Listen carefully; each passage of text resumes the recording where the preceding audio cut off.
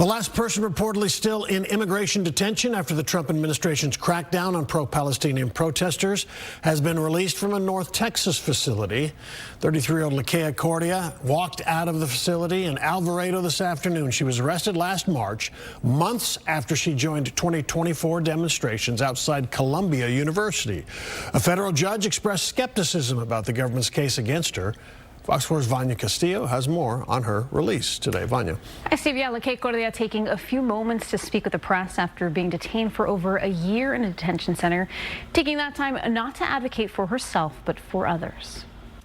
So alhamdulillah, thank God. After nearly a year in an immigration detention facility in North Texas, Leqaa Kordia is now free. Her lawyers say she was the last person still in custody following a federal crackdown on pro-Palestinian activists. I'm really grateful for this.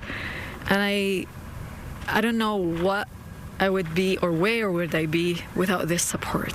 She was released on Monday after an immigration judge Friday ordered her release on a $100,000 bond, saying the government's arguments for her not to be released on bond were, quote, disingenuous. Just hear us, listen to us, don't ignore us. We're here, we're breathing.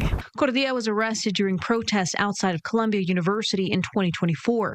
Those charges were later dismissed, but months later, she was detained during an immigration check-in and sent to the Prairieland Detention Facility in Texas. Federal officials accused her of overstaying her visa and scrutinized money she sent to her family in the Middle East. An immigration judge later found overwhelming evidence that those payments were legitimate. There is a lot of injustice in this place. There is a lot of people that they shouldn't be here in the first place. We're going to keep fighting for them. We're not going to forget them. During her detention, she was hospitalized after a seizure. Her attorneys say her condition worsened while she was in custody. An immigration judge had ordered her release on bond 3 separate times. The government challenged the rulings the first 2 times.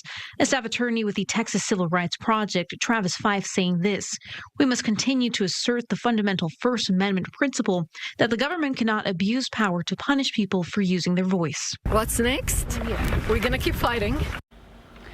Well, Kordia is now able to reunite with her family in New Jersey as her case continues to proceed.